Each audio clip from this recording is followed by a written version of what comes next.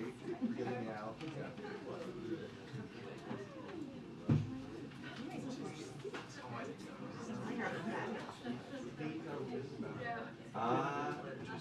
hiding out.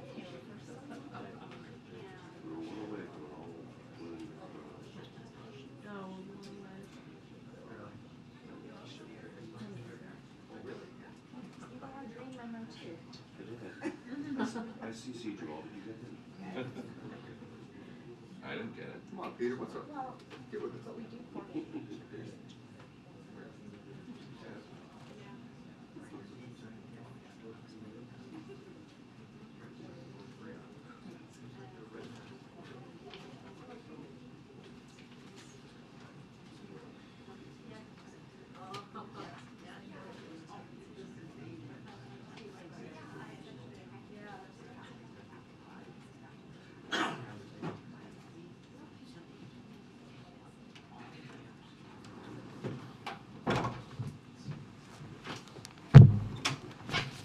Good afternoon, everybody. President Biden keeps his promises, and today he fulfilled a deeply important promise to bring Brittney Griner home to a family that loves her, a team that misses her, and a country that has marveled at her strength and courage. Brittney's safe return home is the product of months and months of painstaking negotiations that were the culmination of extraordinary efforts across the U.S. government. Officials from the White House, the State Department, and across the administration worked tirelessly and relentlessly to see this moment through. As the Secretary of State said publicly in July, we have been engaging in intense negotiations with Russia, pursuing many different avenues over the course of last 6 months to secure Brittney's release. And we know Brittney fought tirelessly too. Throughout her ordeal, we saw Brittney, a two-time Olympic gold medalist for Team USA, demonstrate strength, courage, and dignity. As the president said this morning, she represents the best of America. I had the opportunity to speak to Sherelle Griner a couple of hours ago, who is looking forward to seeing Brittney as soon as she returns home later today. Sherelle, who herself has handled Brittney's detention with incredible strength, asked me to communicate once again her sincere gratitude to everyone in the administration and in their own broader support network who made this day possible. She also wanted to reinforce the commitment she and Brittney have made to stand up and speak out for other Americans wrongfully detained abroad. While we're celebrating Brittney's return home today, we have also continued to be in touch with the Whelan family, for whom this news brings mixed emotions. In recent weeks, it became clear that while Russians were willing to reach an agreement to secure Brittney's release, they continue to treat Paul Whelan differently given the nature of the totally illegitimate charges they have levied against Paul. Unfortunately, the choice became to either bring Brittney home or no one. As the president said this morning, he will never stop working to secure Paul's release and return home, and he will not give up. On a personal note, Brittney is more than an athlete, more than an Olympian. She is an important role model and inspiration to millions of Americans, particularly the LGBTQI plus Americans and women of color. She should never have been detained by Russia. And I am deeply proud of the work that the president has done, this administration has done to get her home. With that, Somi. So a couple questions on Brittney Griner. In his post-election day press conference, the president said, quote, "My hope is that now that the election is over, that Mr. Putin will be able to discuss with us and be more willing to talk more seriously about a prisoner exchange." So can you discuss how precisely the how the talks changed after the midterms? Did Russia seem did their posture change? Were they kind of cognizant that the campaign season was over? If you could bear with me for a second, I'm going to give you all a timeline that will answer probably many of your questions about what happens and when things change. So as you all know, over the past year, we've been pursuing many different avenues, as I just stated at the top, to secure Brittney's release. And I mentioned what the Secretary said in July. But since that time, U.S. officials continue to press Russia publicly and privately to engage in good faith negotiations, pursuing a variety of different options. In recent weeks, though, it became clear that while the Russians were willing to reach an agreement to secure Brittney's release, they continue to treat Paul differently, as I just stated, with their totally illegitimate charge that they levied against Paul. In this last week, the president approved moving forward with releasing Viktor Bout in exchange for bringing home Brittney Griner. Over the last 48 hours, Brittney was moved from the penal colony where she was held in Russia to Moscow and then flown to the UAE. Bout conditional grant of clemency was not completed until today, when U.S. officials in the UAE verified Brittney was there too and ready to return to the U.S. Yesterday, U.S. officials met with Paul Whelan's family to inform them of the news, and I expect, as the president said earlier today, this president will speak with them later or when they are ready to have that conversation, understanding, and the president said this as well, how difficult of a moment this is for the Whelan family. And this morning, just to clear up some of the questions that you all have had, Sherelle had been invited to the White House for a meeting with the National Security Advisor, Jake Sullivan. When she arrived, she was welcomed into the Oval Office by President Biden, who personally delivered the news that Brittney would be returning home today. The president was joined in the Oval Office by Vice President Harris, National Security Advisor Jake Sullivan, and also Secretary of State Blinken. Once Brittney lands in the United States, she will be offered appropriate care and support from the U.S. government, including medical screenings as well. Look, I'm not going to get into specifics as to your question about what was occurring to change the minds of Russia as it relates to the midterms or after, doing this after the midterms. I'm not in the business of speculating how Mr. Putin thinks. What we want to make sure that is very clear, the president made a promise and he kept his promise, and not just to Brittney Griner. He's keeping his promise. He's going to do everything, his team is going to do everything that they can to secure Paul's return as well, and other Americans that are wrongfully detained abroad. And so we have seen this happen, right, just across the president's administration. We've brought home, the president has been able to secure about a dozen wrongfully detained or hostage individuals, Americans, bringing them home. We saw the situation with Trevor Reed just this past April. So this is a commitment that the president has, that his administration has, and we will continue. Can you discuss specifically what Russia wanted beyond Viktor Bout and what that the U.S. would not do, and what is it that the U.S. was willing to offer in addition to Viktor Bout? So here's the thing. The Russians were not willing to negotiate in good faith for the release of Paul Whelan at this time. And in order to increase the chances for success, we're not going to certainly discuss more about the negotiations for his release publicly.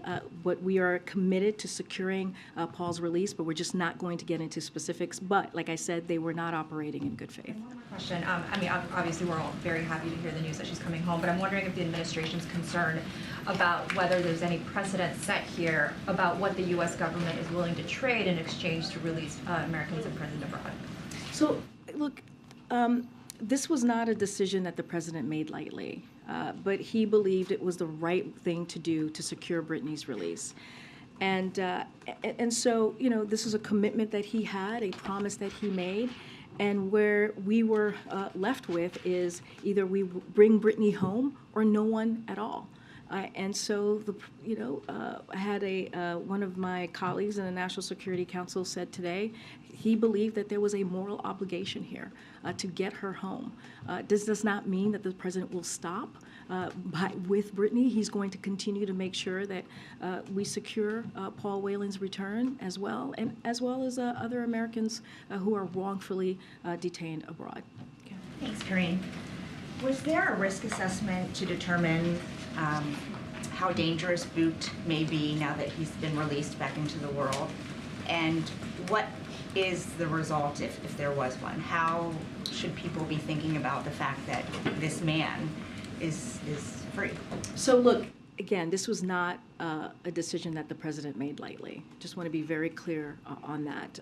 We will always stay vigilant about our national security. That's something that the president will always do, and we will act swiftly to protect it.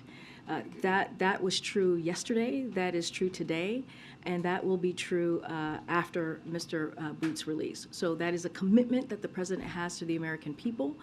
But again, he believed this was the right thing to do in bringing Brittney home. But in making that decision, surely he heard from officials, the intelligence community, about how dangerous Bout is or is not. So I'm just asking. No, I hear your question. The assessment. I hear your question. I'm not going to get into specifics about what the president was told by the intelligence community. That is not something that we do from here, as you know, on any specifics. What I can say is that the president will continue to be vigilant about our national security, and he will we will remain to act swiftly to protect it. Again, this is not a decision that he made lightly. And with regard to Whelan, David Whelan said in his statement that I'm guessing you've seen by now that Paul worked so hard to survive for nearly 4 years. And he questioned, have you continued to survive day after day when you know that your government has failed twice, essentially painting a pretty hopeless picture for his brother. So are there any concerns that Paul Whelan will hurt himself? And are there any measures that the U.S. can take to ensure his well-being? So look, all very good questions. And the president said this morning he understands how difficult a moment this is for the Whelan family. It is certainly not lost on us. As we have said, we've been speaking with the Whelan family, including today, and we're not going to certainly betray any that confidential conversation. You clearly have heard from the family directly in the statement. But look, what we are going to continue to do is we are going to continue to work to secure Paul's return, Paul's release. I think you can understand why we won't go into details, but of course, we're always concerned about the safety and the health of any American that is being held wrongfully detained and held hostage. And I'm not going to get into specifics on any future conversations that we may have with Paul and how that's going to our interaction with him is going to look like. One thing that I can say is our consular officers in Moscow were able to make contact with Paul on December 2nd, and as we know from that time, he was feeling well. He was in good health. And just one more, and just to clarify, on December 2nd, he wasn't aware that this was happening. It wasn't until today. Yeah, he was. We have made Paul Whelan aware of the exchange that happened today. He is aware of it. One more on Brittney Griner.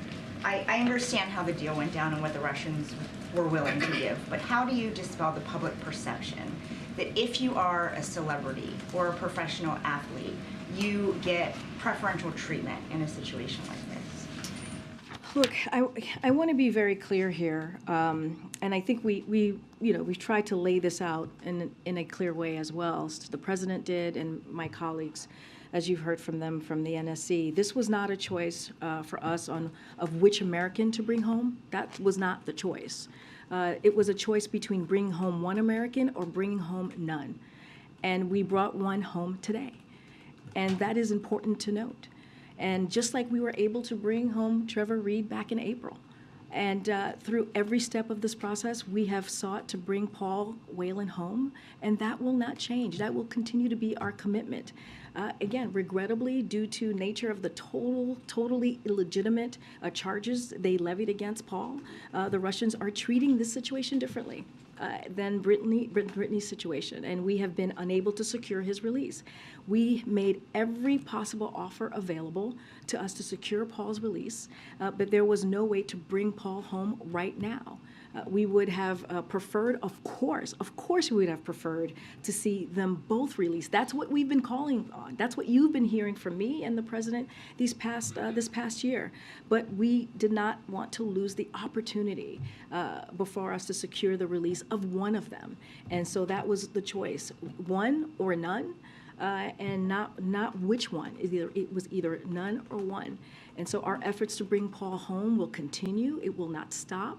The U.S. government continues to encourage the Russian government through every contact with them, through every channels, to secure his release. And we want them to do it in good faith. I want to get your reaction to Paul Whelan's own words in response to this. He told one of our colleagues that he doesn't understand why he's still sitting there, that he's greatly disappointed that more has not been done to secure his release. So can you respond directly to him? Can you assure him that you are, in fact, now doing everything you can? Yeah, look, I would refer you to the words of the president himself, right? This is something that we are committed to doing. And again, I'll repeat this because the president said this, and this is just repeating the president as well. It's like he understands how difficult a time this is for the family, Paul's family. He understands that. There are mixed emotions today for them. They also said that they were proud to see, Brittney come home today. And the president is going to do everything that he can, as we have seen him do many times across the time, his tenure in the administration, to bring Paul home. And so this is a commitment that the president is giving to the family and to Americans. And does the president have any plans to speak with Whelan's family or to try and speak with Paul Whelan himself? So, as he said himself, he's looking forward to speaking to the Whelan family today, or when they are ready to have that conversation. He is open and ready to communicate with them. And does the president, should we have any plans or any expectation for him to meet with Brittney Griner? I don't have anything to preview at this time. Our efforts right now, our focus is to get her home safely and to get her back to her family, to her team, to her loved ones, and give her all the necessary tools that she will need to re-engage, to come back to the U.S. in the way that she chooses. Right. Thank you, Corinne. Quick question on Saudi Arabia's involvement in securing Griner's release. How do you view the Crown Prince's involvement here? Do you view this as an act of good faith? And how do you think this will help them as the U.S. reevaluates its alliance with Saudi? So, as I've said before, this negotiation was between the U.S. government and Russia. That's how we were able to secure Brittney's release, and I don't have anything further to share on that. So there were U.S. officials on the background call this morning thanking the Emiratis, for example, but there was no explicit mention of MBS on the role he played. I mean, is the administration still extending their gratitude or thank you to? So again, the only countries that negotiated this deal were the United States and Russia. And there was no mediation involved. We are grateful for the UAE, as the president mentioned, as I am mentioning now, for facilitating the use of their territory for the exchange to take place. We are also grateful to other countries, including Saudi Arabia, that released the issue of our wrongfully detained Americans with Russian government, that raised that issue. But again, I don't have anything more to say. But when it comes to her release, it was between the U.S. government and Russia. And a quick one on the Whelan family saying that the United States needs to be more aggressive in arresting Russian criminals, so there is more leverage during negotiations. One of the options is for the U.S. to arrest more Russians that the government is sanctioning already. Is that sort of a feasible path being floated? Is that how would you respond to that? I don't have anything more to share or anything to add or preview on your question. Look, as you know, the president recently put forward, the Biden administration expanded their toolkit for the U.S. government can use to make sure that as we think about hostages that are wrongfully detained Americans that are being held, to deal with that issue, including the ability to impose serious costs and consequences, such as sanctions and visa bans on governments and non-state actors who are involved in hostage-taking and wrongfully detentions. So the State Department has also introduced a new risk indicator to their travel advisories to inform U.S. citizens about the risk of wrongful detention by a foreign government in 6 countries that have regularly engaged in this practice. So clearly we have expanded our toolkit. We did that most recently, and so that is showing how important this issue of Americans being wrongfully detained abroad and held hostage is important to the president, and making sure that we bring them home, but also stop those actions that we're seeing from those countries. Go ahead. I mean, just back to what Paul Whelan told my colleague earlier, he said, I don't understand why I am still sitting here. When the senior official spoke with Mr. Whelan earlier today, what was the explanation that was given to him on why he is still in a Russian penal colony? I mean, I laid it out. Paul Whelan is being treated differently. And because of a totally illegitimate charges that have been levied against him by the Russians. And, the Russians were not willing to negotiate in good faith for the release of Paul Whelan at this time. And that is the reality. That is what we've been sharing with all of you. But the president, again, is committed to securing Paul's return. Not going to get into details of negotiations or what that will look like, just because, as you could imagine, you all understand because of security reasons here. But again, this is something that we have worked on for the past several months, getting them both home. That is something that the president wanted to do, but this is what the Russians are doing. And so now we're going to continue to have those conversations and finding a way to bring him home.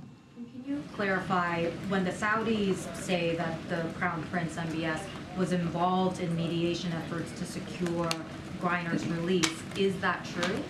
Look, I don't have anything else to share beyond of what I've said. I'll refer you again, let them speak for themselves, but I'm not going to comment beyond what I just laid out of what we saw, who we're thankful to, and what we saw the involvement. Again, but it was, the deal was negotiated. The only countries that actually negotiated this deal was the United States and Russia. I guess, do you make anything of the fact that they are saying that MBS was involved? I'm just not going to say more outside of what I've just laid out. Okay, just a final one. Just revisiting Sungmin's question on just the precedent that this might possibly set. I guess, what would the president's message be to any foreign actor or rogue country that has watched all of this unfold and might be thinking, okay, so this was possible in this situation, so this is something that we might be able to pull off too? Look, Russia, and sadly Russia and other countries have already been willing to wrongfully detain U.S. citizens. This is something that has been occurring for some time, as you know. So we have been focused on how we can bring them home, and we make no apologies for that. And that's what you have seen us do today. That's what you've seen us do with Trevor Reed and others. And so, look, we're going to continue to put our efforts forward. We have, again, expanded our toolkit to make sure we do everything that we can to bring them home. But this is something that has been happening for some time now. But is there concern of this kind of precedent being set? Look, what I can say, again, this is something that we have seen not just Russia and other countries continue to do. This is something that they've been willing to do, which is wrongfully detained U.S. Americans. We are going to do everything that we can to bring them home. We're not going to apologize about it. We are going to keep our commitment to bring American citizens, again, who are being wrongfully detained, who are being held hostage, back home safely to their families where they should be. Thanks. Does the White House have any indication that this negotiation is foundational or could lead to greater communication with Russia up to and including about Ukraine? So look, this release culminated after an extraordinary amount of hard work by many people just across the U.S. government, as I just laid out early on, and our national security team, obviously. It was about securing Brittney's release, pure and simple. That's what this this was about. That's what this particular action was about. As we've stated numerous occasions, the U.S. government engaged with Russian government through every available channel to bring Griner and Paul Whelan home. As it relates to, if you're asking me about what we're seeing in Ukraine, the invasion in Ukraine by Russia, it's not going to change our commitment to the Ukrainian people to make sure that they are able to fight against the aggression that they are dealing with Russia, to fight for their freedom, to fight for their democracy. That does not change. But this, I would look at this particular issue specifically to what we were trying to do, bringing home an Americans back home safely. One more. The president indicated that he had talked to Brittney Griner. Can you give us any more details about that conversation, how long it was, what was talked about? Has he talked to her again since this morning? I don't have a new call, a conversation to read out to you at this time. We have basically has shared that this morning in the Oval Office, as I kind of gave a little bit of a timeline moments ago, when the president invited Sherelle Griner into the Oval Office to let her know what was occurring today, that Brittney was coming home. They called, I think there's a photo out there that we tweeted. They called Brittney together along with the Vice President and Secretary Blinken, and we have shared with all of you that she was in good spirits. Don't have anything further to share, but yes, there was a conversation, I think we shared that earlier this morning, that he had with Brittney Griner when she was on her way here on the plane, when she was able to have communications to have that conversation with her wife, the President, the Vice President, and Secretary Blinken. Thanks. Just building on Clee's first question. It was a channel that worked, channel of communication with the Russian government that was successful in reaching this agreement. Does the administration not think that that is an opportunity to make progress in other areas, whether it's Ukraine, whether it's arms? There's so many issues. Is that not an opportunity there, though? Look, totally understand the question about what other avenues can we potentially go through after securing Brittney's return home. But we just want to be, again, we want to be really clear. This was about securing Brittney's release home, yes, but it was about this particular issue, pure and simple. That's what this was about. Don't want to get ahead of any potential conversation about Ukraine. Don't want to get ahead of any conversation about arms deal. I know there's the new treaty out there. I know you all have questions about that. But this was about what the president's commitment is and has been, what the administration's work has been, which is bringing home American citizens who are wrongfully detained. And that has been our focus with Brittney this past year. On another one, you spoke, obviously we're talking about Griner. You also talk about efforts to reach to Paul Whelan, his family, as well as Paul Whelan himself. I just wanted to ask, have there been any similar efforts regarding American Mark Fogel, who was also in Russia, also arrested on marijuana charges? How is his case different, or why is the actions for Mark Fogel different than these? So look, we take seriously our responsibility to assist U.S. citizens abroad and are monitoring the situation. Any specifics on Mark Fogel or any others, I would refer you to the State Department for additional information on those specific cases. Every case is different. Every case, there are different ways that I can talk about them, so I don't want to get ahead of that, so I would refer you to the State Department. But you do see a difference between Griner's case and Fogel's case? No, that's not what I'm saying. I'm saying that sometimes we're not able to talk about that particular individual, and so I don't want to get ahead of that. There are reasons for that, for their own security, for their own privacy, so I would refer you to the State Department. Thanks, Corinne. The president said he expected that Brittney Griner would be back in the U.S. in about 24 hours. Is it your expectation that she'll return home to Texas, or For privacy reasons and security reasons, I'm not going to get ahead of or share any information on where she will be or where she will be landing. What I can say is she will be reunited with her family. Don't want to get again into details about timing or location, just to respect her family's wishes and for privacy, giving them the space and time that is needed at this moment. We would ask, we ask all of you to respect their privacy as well. But I'll share this: typically upon arrival, people are offered a wide range of additional support, including a full medical checkup and a mental checkup, and anything that they potentially can need to move forward. I want to ask you, as you know, there's some criticism of the release of Viktor Bout, and I know you said the president doesn't take it lightly, he waited very carefully, but we are talking about a man who, when he was sentenced to 25 years, Preet Bharara, who at the time was the top federal prosecutor in New York, said that this was someone who had conspired to sell AK-47s that he knew would have been used to kill Americans, American drug agents. Law enforcement officials may not be happy with his release. What's the president's message to them and to others who say essentially that this was a bad deal, that this is a terrible man who has not fully paid his debt? So look, negotiations for release of wrongful detainees are often very difficult. That's just a reality. In part because of the price that must be paid to bring Americans home to their loved ones, and in part because of immediate results can feel unfair or arbitrary, right, to your point. Viktor Bout, who served 12 years in U.S. prison facilities after being convicted with due process, who was scheduled for release in 2029, has been allowed to return to Russia as part of this arrangement, as you all know. While, look, we celebrate Brittney's homecoming, we remain committed to seeing Paul Whelan's likewise released. Through every step of this process, we sought to bring Paul Whelan home as well. And we did so in good faith with Russians and proposing different options. And I'll say this again, we'll not stop to do that. But here it is, and I said, my colleague said this earlier today, the president felt a moral obligation to bring Brittney home. There was an opportunity to do that. It was either Brittney or no one at all.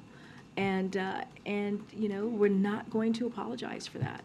And again, this is what we were able to do to get her home, and we are not going to stop. We are not going to stop to bring Paul Whelan home as well. We're going to continue to do the work, and also other Americans who are being held wrongfully detained.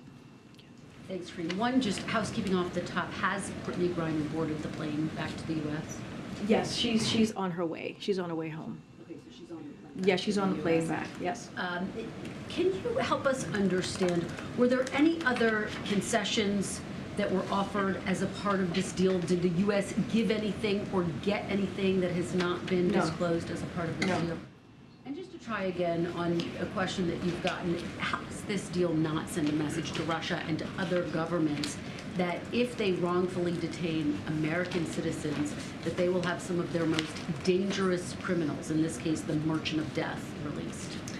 Look, I've answered this question multiple times, and I've said this, and you've all reported this, and you have seen this as well. Russia and other countries have already been willing to wrongfully detain U.S. citizens. But does this encourage them to continue doing it, to do it even more? Look, I cannot speak for other countries. That is not something that I'm able to do from here. What I can tell you is the promise that this president has made, right? We're not going to, certainly not going to talk about diplomatic conversations that may be occurring, right? Not going to do that. But we want American people to know that their safety and security is among our highest priorities. And we continue to work aggressively, using every available means to bring home all U.S. nationals wrongfully detained or being held captive here. This is a promise that the president has made, and we are not going to apologize for it. And on the statement that was put out that the governments of UAE and Saudi Arabia were engaged in mediating this deal, some have drawn a link between the fact that the lawsuit was dropped just days ago against MBS for the killing of Jamal Khashoggi. What do you say to those who see a link in this broader deal? Look, this negotiation was in the works for months, as I just laid out. I just went through the timeline, right? We talked about Secretary Blinken being very public in July, We have been committed throughout this year to bring home Brittney and Paul. And we've laid out the timeline of how this is all worked out. And this has been through painstakingly extraordinary conversations that have been had. And that has been the focus. It's been specifically on those negotiations, channels that have been clearly open, right, that were private, that were public. And I'm just not going to get into details on negotiations and what was worked through. One more quickly, Leader McCarthy has called this, quote, a gift to Vladimir Putin, saying it endangers American lives. Your message to McCarthy. Again, sadly, Russia and other countries have already been willing to wrongfully detain U.S. citizens. This is something that they have been willing to do. And what in his contention, this is a gift to Vladimir Putin. What we have said, and basically I'm just going to repeat what I have been saying.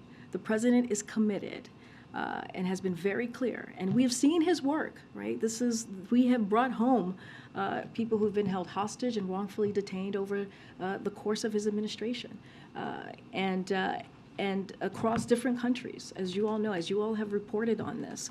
He is committed to making sure, or doing everything that he can, to bring home Americans who are being wrongfully detained abroad. And that is his commitment, to bring them home safely, to bring them back home to their families and their loved ones. That is the commitment that this president has, and that's the work that you have been seeing from this administration. Okay. Thank you, Corinne. In this prisoner swap, why did Russia get such a better deal? Look, I've talked about this, and I'll say this again. Here were our choices. Our choices was Brittney or no one at all. Bringing home one American or no American at all. And that's a professional athlete. We gave up a prolific arms dealer who was convicted of trying to kill Americans, who was called the Merchant of Death. The professional athlete is also an American citizen. So let's not forget that. Who deserved, an American citizen, and so we can do this all day. and I have explained how the Russians have illegally totally illegitimately treated his situation. I've been very clear on that. We've laid that out for you, and again, the president felt that this was an opportunity to bring Brittney home. He is going to continue to do everything he can to bring Paul Whelan home, just like he did with Trevor Reed, just like he was able to secure Trevor Reed's release. How can you say that he's going to do everything that he can if he said just a few days ago he's not going to call Vladimir Putin until further notice? We were able to do this through different channels, right? We were able to do this through different avenues, folks from the U.S. government that were able to make that negotiation, have those conversations, and secure Brittney's return. So we have been able to do this, and the president has been committed to getting this done. We are still working to secure Paul Whelan. At this time, we were not able to make that happen, but that does not stop us. That will not stop us in making sure that Paul returns back home safely to his family. And just one other topic. You've said a few times that you really can't talk about communications between the Biden campaign and Twitter. Who is telling you that that's off limits? I've already had that conversation with you, with your colleague, I believe, yesterday. I've already addressed this multiple times this week, so I don't have anything more to add. Again, we've litigated this all week. Don't have anything to add. So not a campaign I'm going to the back. question, I'm going an to the back. administration- I'm going to the back. Go ahead. Yeah, thanks, on a different topic. So the incoming. We'll keep going. Also, We'll I'm the keep most going. hungover in the We'll room, keep as you going. promised. Oh, are you? Okay. I'm coming back. Killing me. You're right. I said that I would go to the most hungover person in the room. You're right. Go ahead. That was the promise I made last night. You're absolutely right. So Go ahead. The incoming House leader has announced that he will create a select committee on China. And I wanted to get the president's thoughts about this committee. Do we need another set of eyeballs on the U.S. policies towards China? So I would refer you to the committee on its internal committee process here. To Congress, I would refer you to. Under President Biden, we are more prepared to outcompete China, protect our national security, and advance a free and open Indo-Pacific than ever before. We look forward to continue working with Congress on these priorities who are, important issues, our top priority on this, but I refer you to Congress. But there doesn't need to be a review of the whole relationship with China? I would refer you to Congress on their internal process here. All right. Go ahead. Ms. Green, a few questions. First on Brittney Griner, you mentioned that Brittney is a part of two communities, the Black community and the LGBTQ plus community. There were, as you know, many advocacy groups and civil rights organizations that were rallying for her. To what degree was that helpful or impactful to the administration's work to bring her home? So look, I will just refer to you to what Sherelle said. Sherelle Griner said at the podium earlier today, right in the Roosevelt Room. You saw her speak to the folks outside of her network, outside of the administration, who she applauded and thanked for their support. Does that matter? Of course that matters. But I want to be very clear as well. The president has been committed to this. He has shown his commitment just the past almost 2 years of his administration when it comes to bringing home Americans who have been wrongfully detained. That is something that you've seen his administration work through. So I'll leave it there. But I'll relay what Sherelle said and what I repeated moments ago. And the Griot learned that the administration has reached out to the families of victims of police violence and those who were killed by police officers to update them on the executive order that President Biden signed earlier this year in May. Do you have any update on the implementation of this executive order? So look, passing the George Floyd Justice and Policing Act has been a priority for this president, and he's going to continue to work with Congress to get that done, to get this bill to his desk so he can sign it. At the same time, the entire administration, as you're asking me, remains committed to implementing the president's executive order to help strengthen public trust and public safety. Don't have anything specific to share with you, but we are committed to executing that. Madam. Thank you. Sorry, I'll go to the back. Thank you, Kareem. The sister of Imad Shagri, with an American-Iranian hostage in Tehran, gave an emotional interview this morning. She said she was thrilled for the release of Brittney Griner, but she's disappointed that neither the president nor Jake Sullivan met with her or her family. Can you say the name one more time? His name is Imad Shagri. He's an American-Iranian hostage. So some people accuse the White House of double standard. Why till now she was unable to meet with anybody in the White House? And what are you doing to release Americans who were held in Iranian jail till now? You're talking about Ibrahim Amaldi, or you're talking about someone else? I didn't hear the name. His name is Imad Shagri. Okay. And his sister is called Neda Shagri. Okay. So look, I don't know that case specifically, so I can't speak to it from here at this time. I would have to check. I would also refer you to the State Department to get an update on that particular situation.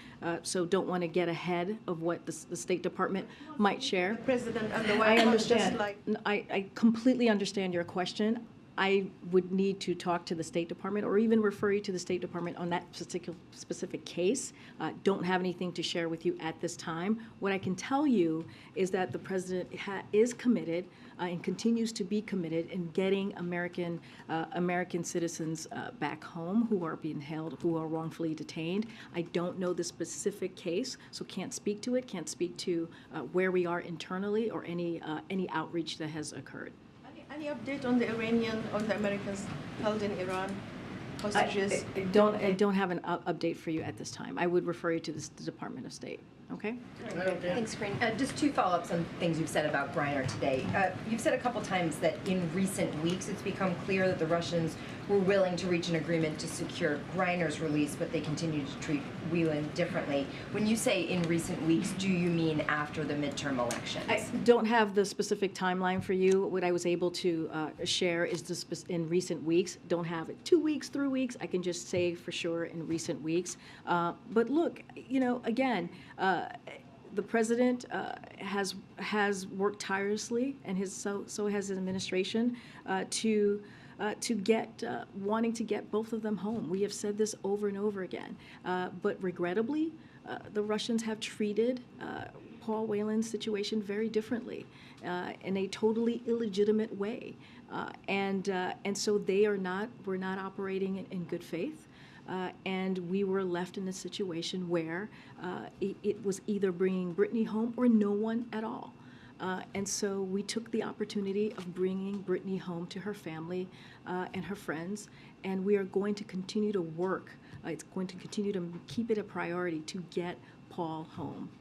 That made to my follow-up, which was you've also said the Russians are not operating in good faith. You said that a couple of times. What exactly do you mean by not operating in good faith? I'm not going to get into specific negotiations. All I can tell you, they're not able to operate in good faith at this time.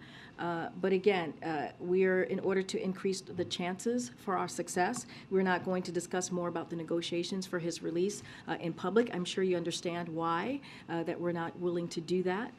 But again, we are going to continue to work very hard. The president is committed to this in securing Paul's return. Hey, Green. Back on Mark Fogel for a second.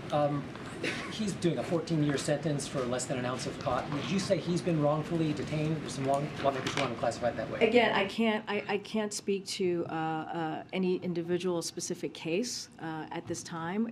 I would refer you to the State Department. Everyone has a different classification. I don't want to get ahead of what the State Department is looking to move forward, or how their diplomatic conversations, or how they're looking to move forward with that particular person. But we want Americans to know that their safety and security is among our highest priorities. Again, I don't want to get into specific individuals from here. Bout, has the Kremlin had to give any assurances somehow that he will not go back to arming despots? I'm not going to get into negotiations from here, what was discussed. But I'm not. But that's kind of part of the specific negotiations. I'm just not going to get into specifics from here. You were asked previously about the security assessment regarding Viktor Bout, and you said that the United States would stay vigilant. It sounds like the administration still sees him as a security threat, no? We're saying the question is, and the question has been placed to us, is do we have security concerns, right? And what we have said is that the president did not make this decision lightly. Just want to make that very clear. But he believed this was the right thing to do to secure Brittney's release. And we are always going to stay vigilant. That is something, when it comes to our national security, that is something that the president and his administration will do, and we will swiftly act to protect it, to protect our national security. And that is true yesterday, that is true today, and that will be true after Mr. Bout's release. So that is a commitment that the president has made. So you still have security concerns? I'm not the intelligence committee here, so I'm not going to get into any intelligence about that particular individual. What I could tell you is our commitment and how this was not a decision that the president made lightly. And then on a different topic, amidst protests in China against the CCP, and after Apple changed its AirDrop feature for Chinese iPhone users, why was Tim Cook seated at the head table during the last state dinner here at the White House? I don't have any specifics on who was invited, why they were invited. Don't have that to share with you. As you know, Tim Cook was also in Phoenix, Arizona, when the president was talking about the CHIPS and Science Act, made a very important announcement. Remember, the president's priority here has been and continues to be, as he is pushing his economic priorities, is to make sure that we're creating manufacturing jobs right here in the U.S. And we have seen more than 700,000 manufacturing jobs created under this president, and it is important. It is going to change the lives of Americans across the country. And we've heard from everyday people in Arizona talking about how the announcement that the president made is going to do that, how the CHIPS and Science Act is changing the lives of Americans. I'm not going to speak to every specific individual invites that was made last week. Thank you.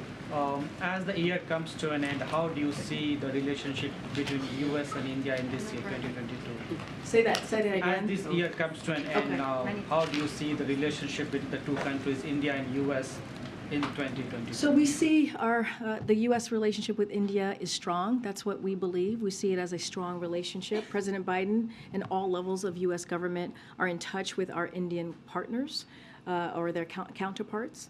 We are grateful for their leadership at the last G20 and look forward to working closely with India as their new chair of the G20. So we also look forward to continue working with India on a range of important regional and global issues as well. But you don't have a U.S. ambassador to India for about 2 years now. What's the status on that? When can you have an ambassador there? So look, as Secretary Blinken spoke to this very recently, and we have a crucial, and as I just stated, a consequential relationship with India. We continue to seek the confirmation of Mayor Garcetti. We want to see that happen quickly. Who, as you know, was voted out of committee with strong bipartisan support to serve as ambassador to India. And so we will continue we don't have any updates on timing, but we'll continue to push that forward. One final one. President has quite often spoken about people-to-people relationship between India and U.S. And right now, the visa wait time period for people in India at the U.S. Embassy and Consulate is more than 1,000 days. I think this is historic in nature. Is the president aware about it? What's this administration doing to address this? So I can say that the Biden administration is aware of the issues. While we have made great strides, as you know, because you cover this very closely, in recovering from the pandemic-related closures and staffing challenges, we are still working to respond to the significant demand of these visa services. That is something that we will continue to do. We are successfully lowering visa interview wait times. That's around the world. And we've doubled our hiring of U.S. Foreign Service personnel to do this important work. Visa processing is recovering faster than projected. And this year we expect to reach pre-pandemic processing levels. And any specifics or more about the visa process, I would refer you to the State Department on that. Go ahead. Can you take a question on the U.S.-Africa Summit? Can you take a question on the U.S.-Africa Summit? Karen, why is it so hard to take a question on the U.S.-Africa Summit when the president is leading 50 African leaders, the biggest gathering of leaders of his administration? Why is it hard for you to give me a question? It is not hard. I've answered. Would you let me answer the question, or are you going to? Okay. But you don't give us questions. Okay. I'm trying to answer your question. Go ahead, sir. Go ahead. Again, I just tried. You wouldn't let me. Go ahead. I have two quick questions. No, but can I I ask you a just question? tried, and you would not let me, sir. So your colleague is going to ask a question. Go ahead. Ask you a question on the No, US-Africa I literally just tried to answer your question. You shut me down. So now your colleague is going to. Let me ask the question first before Okay. you answer. Thanks, everybody. I'll see you tomorrow. Question on the respect?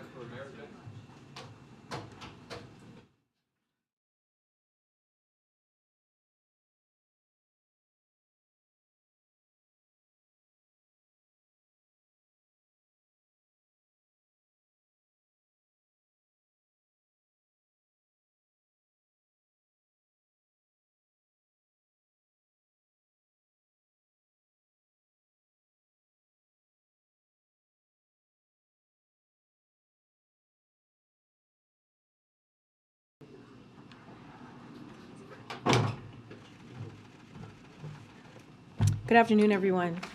Apologies for being late. I had my meeting with the president in the Oval went long, so I apologize.